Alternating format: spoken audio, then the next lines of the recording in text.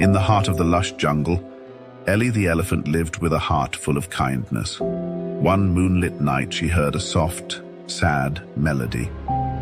Following the sound, she found a little bird with a broken wing. "I'll be your wings tonight," Ellie whispered. Gently she carried the bird on her back, showing her the wonders of the night, the shimmering fireflies, the glowing flowers, and the starlit sky. As dawn approached, Ellie returned the bird to its nest. "Thank you for the magical journey," chirped the bird, now healed. Ellie's heart swelled with joy as she headed back to the jungle, knowing that sometimes being someone's wings could paint the most beautiful nights. Under the jungle's embrace, Ellie dozed off, cradled by starlit dreams.